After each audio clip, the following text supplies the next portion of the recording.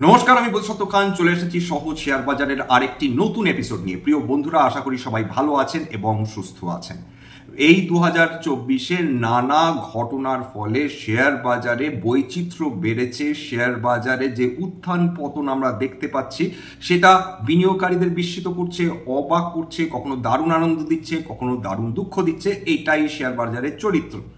বছরের প্রথম থেকে যে সেপ্টেম্বর মাস 2024-এ কারেকশন শুরু হয়েছিল সেটাও আরো মাস দুয়েক কন্টিনিউ করে। তারপর একটা ভালো সাবস্ট্যান্সিয়াল, যেটাকে বলা যেতে পারে, রিকভারি শুরু হয় এবং যেখানে সেন্সেক্স এবং নিফটি প্রায় 15% নিচে চলে গিয়েছিল সেখান থেকে রিকভারি হয়ে একটা দারুণ ভালো জায়গায় এসে উপস্থিত হয়, যেগুলো দারুণভাবে কারেকশন এসেছিল যে শেয়ারসগুলোতে। সেই কারেকশন এবং যে শেয়ারসগুলো অবশ্যই ফান্ডামেন্টালি ভালো কোম্পানি, সেই কোম্পানিসগুলোতে মানুষজন বিনিয়োগ করা শুরু করেন। সেই কোম্পানিসগুলোর স্টক খুব দ্রুত বা কয়েকদিনের মধ্যে কিন্তু 20-30-40% উত্থান দেখে ফেলে। এরপর চলে আসে পহেলগামের দুর্ভাগ্যজনক ঘটনা, যার ফলে শেয়ার বাজার বিষণ্ণ ছিল, আশঙ্কিত ছিল এবং অপারেশন সিঁদুরের পর একটা দারুণ ইউফোরিয়া তৈরি হয়, যার ফলে নিফটি খুব সহজেই কিন্তু 25,000 ক্রস করে গিয়েছিল।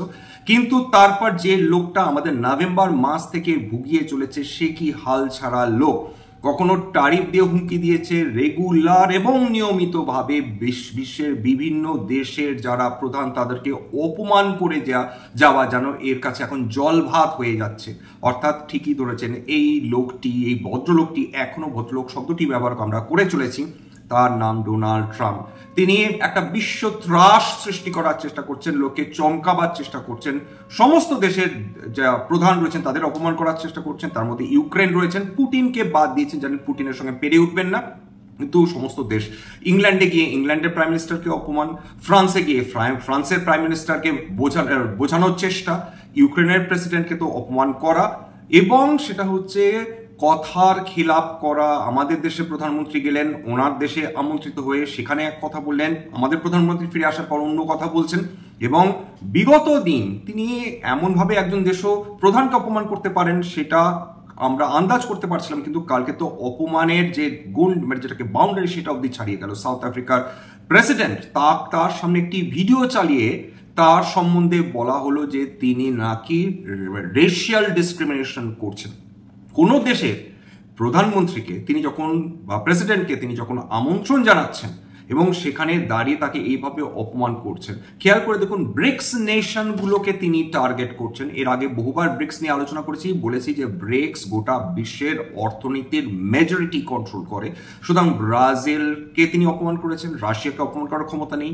ইন্ডিয়া, সাউথ আফ্রিকা, চায়না, এরা হচ্ছে তার টার্গেটের অংশ। কখনো সরাসরি, কখনো বকলমে তিনি অপমান করছেন। এতেও অপমান করলেও কোনো কিছু বলার ছিল না, অর্থনীতির তাতে কিচ্ছু যায় আসতো না, বিশ্ব অর্থনীতির তাতে সত্যি অর্থে কিছু যায় আসতো না। কিন্তু প্রথম কথা ট্যারিফ নিয়ে হুমকি, তারপর ট্যারিফ নেগোসিয়েশন, বিশ্বের যে বিভিন্ন অর্থনীতি তারা আশাবাদী হয়ে উঠলো, বিশ্বের বিভিন্ন দেশ তারা আশাবাদী হয়ে উঠলো হয়তো কিছু একটা পজিটিভ আউটকাম হবে। এমনকি চায়নাও রাজি হলো আমেরিকার সঙ্গে আলোচনায় বসতে। কিন্তু সব কি অসুখ সেরে গেল? সমস্ত বিশ্বের মার্কেটগুলো তারা এই ধরনের নেগোসিয়েশনের কথার পর তার একটা মুভমেন্ট দেখাচ্ছিল, পজিটিভ ইঙ্গিত দেখাচ্ছিল। কিন্তু হঠাৎ করে বোঝা গেল যে নিজের ঘর যদি অগোছালো থাকে তাহলে বাইরের মানুষকে হুমকি দিয়ে চমকে দিয়ে কোনো লাভ হয় না। আমেরিকার অর্থনীতি গভীর বিপদের মধ্যে যেতে চলেছে বা খাদের ধারে বসে রয়েছে, এরকম ইঙ্গিত বারবার দিয়ে চলেছেন নামী ইকোনমিস্টরা। জেফ্রি স্যাক্স, বিখ্যাত হেজ ফান্ড, তার যিনি কর্ণধার রে ডেলিও, তিনি বলছেন আমেরিকা যে কোনো দিন বিপদে পড়তে চলেছে, যে কোনো দিন ডিপ্রেশনে চলে যাবে, যে কোনো দিন তার আমেরিকার অর্থনীতিতে প্রলয় আসবে। এগুলো তার কথা, আমি কোনো কথা বানিয়ে বানিয়ে বলছি না। এরা বলছেন যে আমেরিকার বর্তমানে যে যেটা ঋণ রয়েছে, ডেট টু জিডিপি, অর্থাৎ যে জিডিপি আমেরিকা রয়েছে তার থেকে 123% বেশি হচ্ছে আমেরিকার জিডিপি, এবং সার্বিকভাবে আমেরিকার বাজারে ধার $36 ট্রিলিয়ন। এটাকে পরিমাপ করার আমরা কিভাবে করব? খুব সহজ ভাষায় বলতে গেলে ভারতবর্ষ একটি $4 ট্রিলিয়ন ইকোনমি। এর 9 গুণ, ভারতবর্ষের মতন সুবিশাল দেশেরও অতিরিক্ত 9 গুণ, সেইটা হচ্ছে $36 ট্রিলিয়ন। অর্থাৎ আমেরিকার মাথার উপর, ঠিকই শুনেছেন, এতখানি ঋণ রয়েছে এবং আমেরিকা আদেও এই ঋণ শোধ করতে পারবে কিনা সেটা নানা মহলে দারুণভাবে প্রশ্ন উঠছে বা চর্চা চলছে।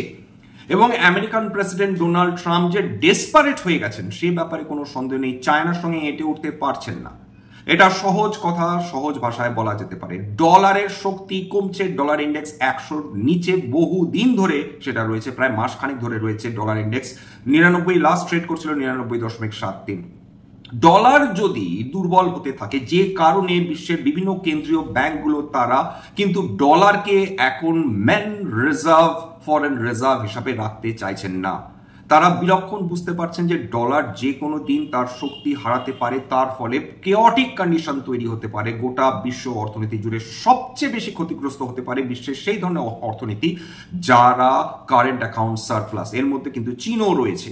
কারেন্ট অ্যাকাউন্ট সারপ্লাস দেশগুলো, অর্থাৎ যারা রপ্তানি বেশি করে আমদানি কম করে, তারা সবচেয়ে বেশি বিপদের মুখে। কারণ ডলার যদি শক্তি হারায় সেক্ষেত্রে তাদের কিন্তু এক্সপোর্টের ভ্যালু কমে যাবে। এইবার ভারতবর্ষের মতন দেশের ক্ষেত্রেও বিপদ কিন্তু কম নয়। তার কারণটা যেটা, ভারতবর্ষ যদিও কারেন্ট অ্যাকাউন্ট ডেফিসিট দেশ বটে, অর্থাৎ আমরা আমদানি বেশি করি রপ্তানি কম করি, কিন্তু খেয়াল করে দেখুন যে মুহূর্তে আমেরিকার বাজারে মুডিজ তাদের ডাউনগ্রেড করেছে, AAA রেটিং থেকে AA1-এ চলে এসেছে, তারপর থেকে আমেরিকার অর্থনীতির প্রতি বিনিয়োগকারীদের ভরসা কমছে। এবং আরেকটা যেটা আমাদের চিন্তার ব্যাপার, যে ফরেন ইনস্টিটিউশন ইনভেস্টার্সরা বিগত কাল তারা কয়েক হাজার কোটি টাকা তারা বাজারে, শেয়ার বাজার, ভারতীয় শেয়ার বাজারে বিক্রি করে তারা বেরিয়ে গেছে। Not a matter of joke, 10,000 কোটি টাকার মতন শেয়ার একই দিনে বিক্রি করে চলে যাওয়া চিন্তার কারণ রয়েছে। 2 নম্বর, যেটা এর আগেও একই রকম হচ্ছিল, যখন এফআইআইসরা লাগাতার বিক্রি করে চলছিল, তার পেছনে যেটা কারণ দাঁড়িয়েছিল যে ডলার ক্রমাগত শক্তি বৃদ্ধি করে চলেছিল টাকার তুলনায়। এবার খেয়াল করে দেখুন আজকের প্রতি ডলার 86 টাকায় সেটা পৌঁছে গিয়েছে, অর্থাৎ ডলার শক্তিশালী হচ্ছে, টাকা দুর্বল হচ্ছে। বিশ্বের অন্যান্য জায়গায় টাকার দুর্বল, ডলার দুর্বল হচ্ছে, অন্যান্য কারেন্সি শক্তিশালী হচ্ছে, কিন্তু ভারতবর্ষের ক্ষেত্রে টাকা দুর্বল হচ্ছে এবং ডলার শক্তিশালী হচ্ছে। এতে প্রবলেম কি? এতে প্রবলেম হচ্ছে এফআইআইসরা যখন ডলার শক্তিশালী থাকে, টাকা দুর্বল থাকে, তখন যখন তারা বিনিয়োগ করেন সেক্ষেত্রে কোনো সমস্যা থাকে না। সেক্ষেত্রে তারা ডলারকে টাকাতে কনভার্ট করে বেশি টাকার শেয়ার কিনতে পারেন। প্রবলেমটা দাঁড়ায় যখন তারা ভারতীয় শেয়ার বাজার থেকে বিক্রি করে বেরিয়ে যেতে চান, কারণ তখন যদি ডলার এক্সপেন্সিভ থাকে আগের সাপেক্ষে, সেক্ষেত্রে তাদের কিন্তু লাভের পরিমাণ কমে যায়। উপরন্তু আপনারা জানেন যে এফআইআইরাও যে লাভ করে তার উপরেও কিন্তু একটা ক্যাপিটাল গেইন ট্যাক্স রয়েছে।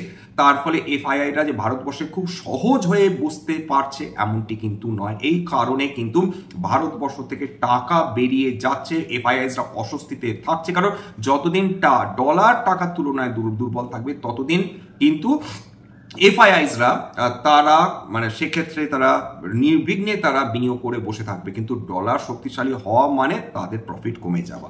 এবার সোনার ক্ষেত্রে, সোনা যত ডলার দুর্বল হবে সোনা তত শক্তিশালী হবে। সোনা এখন রিপ্লেসমেন্ট করার চেষ্টা করছে বা রিপ্লেস করার চেষ্টা করছে ডলারকে, অর্থাৎ কেন্দ্রীয় ব্যাংকগুলো পাগলের মতন টনকে টন গোল্ড কিনে চলেছেন এবং তা দেখে সাধারণ বিনিয়োগকারীরা, হাই নেটওয়ার্থ ইন্ডিভিজুয়ালসরা, ইনস্টিটিউশনাল ইনভেস্টার্সরা প্রত্যেকেই সোনা কিনছেন। সোনার দাম 1 লাখ টাকা প্রতি 10 গ্রাম কিন্তু ঘোরাফেরা করছে।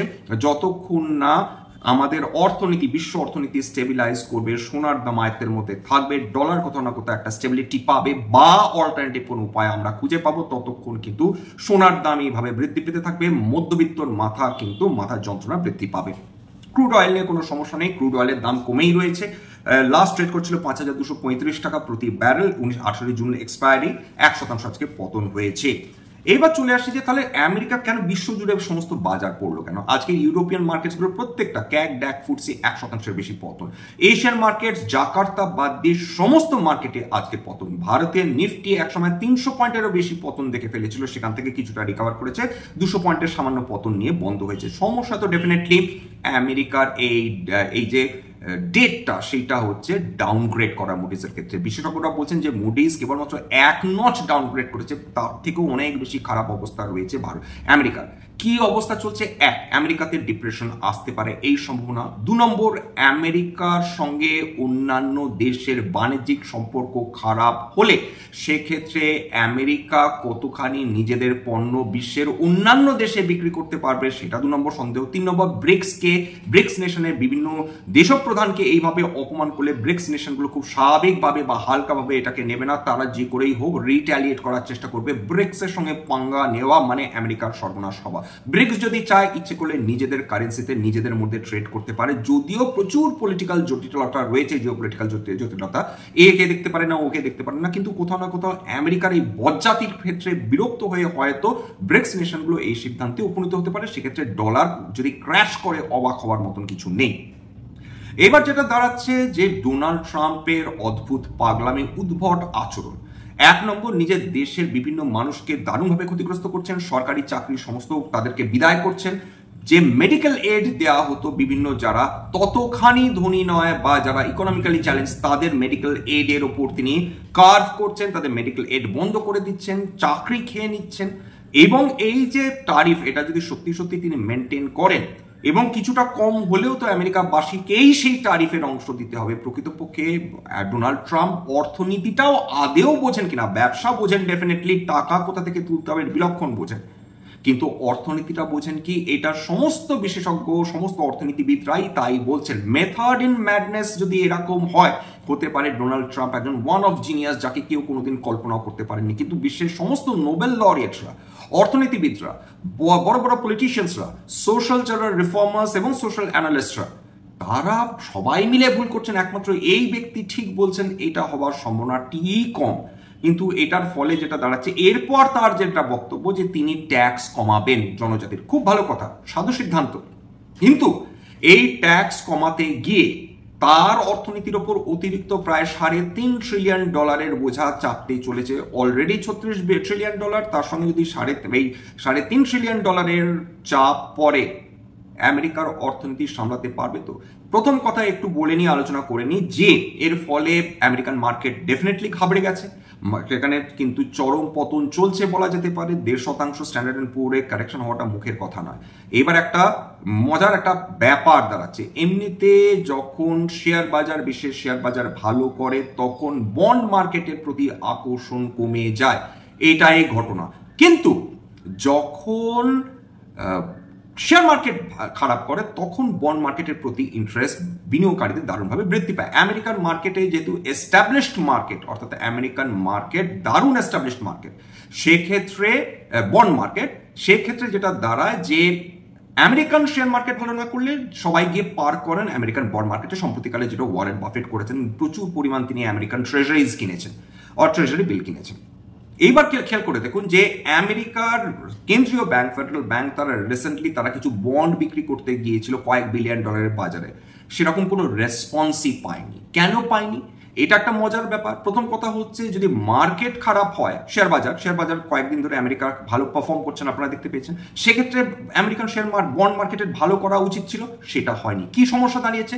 সমস্যা এটা দাঁড়িয়েছে যে আমেরিকার বন্ডের প্রতি বিদেশি বা এমনকি স্বদেশি বিনিয়োগকারীদের আর ট্রাস্ট থাকছে না। তার ফলে আমেরিকান বন্ড ইল্ড বৃদ্ধি পাচ্ছে এবং 20 বছরের বন্ড ইল্ড নিয়েই সবচেয়ে বেশি সমস্যা হয়ে দাঁড়াচ্ছে, সেটা ক্রমাগত বৃদ্ধি পেয়ে চলেছে। তার মানে যেটা দাঁড়াচ্ছে, না শেয়ার বাজারের প্রতি না বন্ড মার্কেটের প্রতি আমেরিকাতে কোনো ভরসা দেখাচ্ছেন বিদেশি বিনিয়োগকারীরা। এইটা একটা ক্লাসিক কেস মানে স্টাডি হয়ে দাঁড়াতে পারে। ডোনাল্ড ট্রাম্প সার্বিকভাবে কেবলমাত্র তার তীব্র লোভ লাভ করব বলে নিজের দেশকে ডোবাচ্ছেন না, এরকম গ্যারেন্টি এই মুহূর্তে কেউ কিন্তু দিতে পারছেন না। যাক, এটা গেল তো আমেরিকার কথা, এবং তার ফলে আমাদের মার্কেটগুলো সাফার করছে। আজকের আমাদের মার্কেট ডেফিনেটলি সাফার করেছে এটা বলা যেতে পারে। এবং যেটা এই যে ট্যাক্স বিলটা, সেটা তিনি পাশ করিয়ে ছাড়বেন, তিনি একদম জেদ ধরে বসে রয়েছেন। এবার দেখা যাক। 2 নম্বর যেটা চাপ, তাদেরই কেন্দ্রীয় ব্যাংকের উপর ইন্টারেস্ট রেট কমাও, একই সঙ্গে ইনফ্লেশন, একই সঙ্গে যেটাকে বলে ডিফ্লেশন, মানে দুটো একটা কাইন্ড অফ যেটাকে বলে স্ট্যাগফ্লেশনারি কন্ডিশনের কথা আমি বলার চেষ্টা করছি। অর্থাৎ জিনিসের প্রতি, কেনার প্রতি মানুষের আগ্রহ নেই, অথচ জিনিসের দাম ক্রমাগত বৃদ্ধি পেয়ে যাচ্ছে, এরকম একটা কন্ডিশনে আমেরিকা পৌঁছাতে পারে। সুতরাং সার্বিকভাবে ইন্টারেস্ট রেট কমালেই ইনফ্লেশনের একটা তীব্র সম্ভাবনা তৈরি হচ্ছে, এবং গোটা বিশ্বে বাণিজ্যে আদেও ট্রাম্প যেটা চাইছেন সেটা হবে কিনা সেটা নিয়ে একটা বড় প্রশ্ন।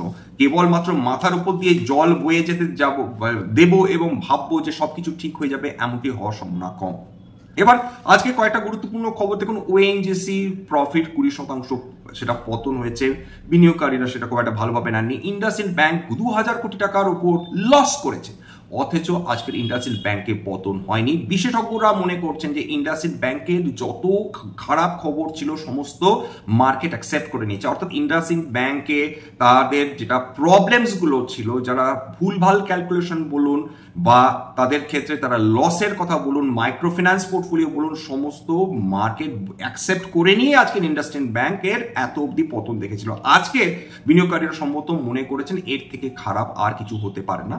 এই কারণেও হতে পারে যে ইন্ডাসইন্ড ব্যাংক আজকে সেই অর্থে কোনো পতন দেখেনি। গার্ডেন রেস যেটা শিপ বিল্ডার্স, কি দুর্দান্ত উত্থান, 11%। তারা লোয়েস্ট বিডার ছিল, 20,000 কোটি টাকার একটা প্রজেক্ট, যেটা লোয়েস্ট বিডার হিসাবে তারা ইমার্জ করেছেন। তার ফলে তারা আলটিমেটলি ইভলভ করতে পারেন, এটুকুনি বলা যেতে পারে। এরপর যেটা দাঁড়াচ্ছে যে মার্কেট তো অলরেডি আলোচনা করে দিয়েছে, একসময় দারুণ পতন দেখেছিল, সেখান থেকে রিকভার করেছে। একটা জিনিস খেয়াল করে দেখুন যে এই রিকভারি প্রায় 100 পয়েন্টের বেশি রিকভারি, মানে এটা বোঝায় যে কোথাও না কোথাও এখনো বুল বেয়ারের মধ্যে লড়াইটা সমানে সমানে চলছে। একদিন মার্কেট উঠছে তো মার্কেট একদিন ডাউন চলছে। তার মানে এটা দাঁড়াচ্ছে যে মার্কেট এখনো অপেক্ষা করে রয়েছে যে হয়তো বা কিছু ভালো খবর যদি চলে আসে, এবং তার ফলে মার্কেটে এখন একটা ব্যালেন্স রয়েছে। মার্কেট যে কোনো দিকেই চলে যেতে পারে, এইটুকুনি আমাদের ধরে চলতে হবে।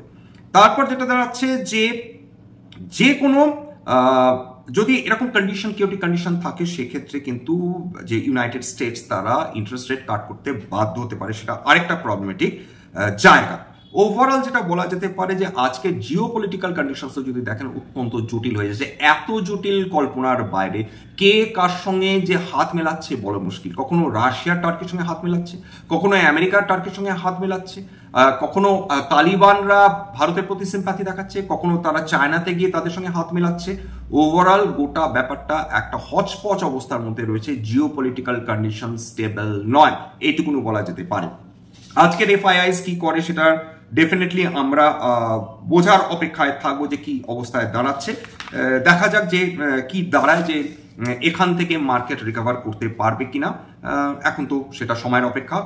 এরপর চলে আসি ডিফেন্স স্টকস। ডিফেন্স স্টক সমস্ত ট্রেন্ডকে একেবারে নেগেট করছে বলা যেতে পারে। আজকের ডিফেন্স স্টকসগুলোতে দারুণ উত্থান। অ্যাস্ট্রো মাইক্রো 1% উপর উত্থান, ভারত ডাইনামিক্স 2% উপর উত্থান, বেল আজকে আবার 52 সপ্তাহের উচ্চতা লাভ করেছে, যদিও সামান্য উত্থান। কোচিন শিপইয়ার্ড 3.8% উত্থান, গার্ডেন রেজ প্রায় 10.5% উপর উত্থান, আইডিয়া ফার্স্ট টেকনোলজি 1%, ম্যাসগাঁও ডক প্রায় 3%, MTR টেকনোলজিস প্রায় 1.33%, পারোস ডিফেন্স 3%-এর উপর, প্রিমা এক্সপ্লোসিভস 4%-এর উপর, এবং সোলার ইন্ডাস্ট্রিজ প্রায় 6%-এর কাছাকাছি তারা উত্থান দেখেছে। মিড মার্কেট ডেটা পরবর্তীকালে চেঞ্জ হতেই পারে।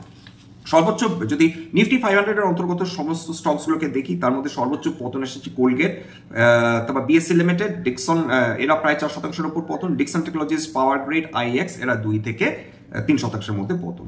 উত্থান অ্যাস্ট্রাল লিমিটেড 3%-এর উপর, পিবি ফিনটেক প্রায় 2%-এর উপর, ন্যালকো খুব ভালো রেজাল্ট করেছে 1.88% উত্থান দেখেছে। 52x হাই, এপিএল, অ্যাপোলো, তারপর Dalmia Bharat, HDFC asset management company, HDFC life, Hitachi energy, ITC hotels, Max Financial, Solar Industries, VRL logistics প্রভৃতি। যাক, এখানেই শেষ করব। ওভারঅল যেটা দাঁড়াচ্ছে যে ধৈর্য ধরুন মার্কেটে। এখন তো আপনারা যদি মার্কেটে এতখানি পতন দেখে থাকেন, তাহলে যদি অপারেশন সিঁদুর দেখে থাকেন, যদি পাকিস্তানের দুর্বুদ্ধি দেখে থাকেন এবং সবগুলোকে সহ্য করে থাকেন, তাহলে এখন তো সেই অর্থে কিছুই নয়। হ্যাঁ, মার্কেট আমেরিকান ইকোনমি আমাদের ভাবাচ্ছে, কিন্তু প্রত্যেকটা কোনো না কোনো সময় কিন্তু বিশ্বের অর্থনীতি কখনো আমাদের চিন্তায় ফেলে। সুতরাং আমাদের একটা কাজ ডেফিনেটলি করা উচিত সবারই, সেটা হচ্ছে এক্সপেন্সিভ চড়া দামের শেয়ার বা সেক্টর থেকে দূরে সরে থাকা। অত্যন্ত হাই পিতে ট্রেড করছে এমন কোম্পানিগুলো থেকে যত সরে থাকি অন্তত এই মুহূর্তে, বিশেষ করে কারেকশনের সময়, তত মঙ্গল। কারণ কখন এই কোম্পানিগুলোতে বড় কারেকশন আসবে এটা বলা মুশকিল। সুতরাং ফান্ডামেন্টালি খুব ভালো কোম্পানি যেখানে দুর্দান্ত র্যালি হয়ে যায়নি, খুব কয়েকদিনের মধ্যে অত্যন্ত বেশি উত্থান দেখে ফেলেনি, অথচ stable, free, positive case flow রয়েছে, কম ঋণ রয়েছে, এই কোম্পানিগুলোতে আমাদের খুঁজে বের করাটাই কিন্তু কর্তব্য। যে কোম্পানি অত্যন্ত হট হয়ে রয়েছে সেই কোম্পানির পেছনে ছোটাটা কিন্তু এক ধরনের নির্বুদ্ধিতা হবে, কারণ সেখানে আদপে তাই করছেন সমস্ত বিনিয়োগকারীরা। এটাকে বলে হার্ড মেন্টালিটি। এখান থেকে বেরিয়ে আসতে হবে, সাইড লাইন্সে দাঁড়িয়ে একটু সুস্থির নিঃশ্বাস ফেলতে হবে, দেখতে হবে মার্কেট কেমন চলছে। এখানে শেষ করছি, সবাই ভালো থাকবেন। স্ট্যান্ডার্ড ডিসক্লোজার যে কোম্পানিগুলো নিয়ে আলোচনা করলাম, হতে পারে তার মধ্যে কয়েকটা কোম্পানি কোম্পানিতে আমার বা আমার পরিবারের বিনিয়োগ থাকলেও থাকতে পারে। ভবিষ্যতে যদি নতুন করে কিনি বা বিনিয়োগ করি তাহলে কিন্তু আগামী বিজ্ঞপ্তিতে কিনতে বা বিক্রি করতে পারবো না। স্ট্যান্ডার্ড ডিসক্লেমার, এটা কেবলমাত্র একটা এডুকেশনাল চ্যানেল। বাঙালি বিনিয়োগকারীদের ইনভেস্টার অ্যাওয়ারনেস বৃদ্ধির জন্য এখানে কোনো ধরনের কোনো শেয়ারের বাই সেল রিকমেন্ডেশন, সাজেশন বা অ্যাডভাইস দেওয়া হয় না। আমার কথা শুনে যদি কোনো শেয়ারে আপনারা বাই সেল সিদ্ধান্ত নেন, ক্ষতির মুখোমুখি হতে পারেন। সুতরাং সবসময় একজন সেবি রেজিস্টার্ড ইনভেস্টমেন্ট অ্যাডভাইজারের পরামর্শ নেওয়ার চেষ্টা করবেন বা নিজের ডিউ ডিলিজেন্স করার চেষ্টা করবেন। সবশেষে যেটা বলে থাকি, যদি এই ধরনের এপিসোড আপনাদের ভালো লাগে প্লিজ একটা লাইক দেবেন, প্লিজ সাবস্ক্রাইব করবেন, এবং যদি সত্যি মনে হয় আমাদের বাঙালি ভাই বোনদের এই ধরনের এপিসোড কাজে লাগবে প্লিজ নিজের গ্রুপে শেয়ার করে দেবেন। আজকের জন্য নমস্কার।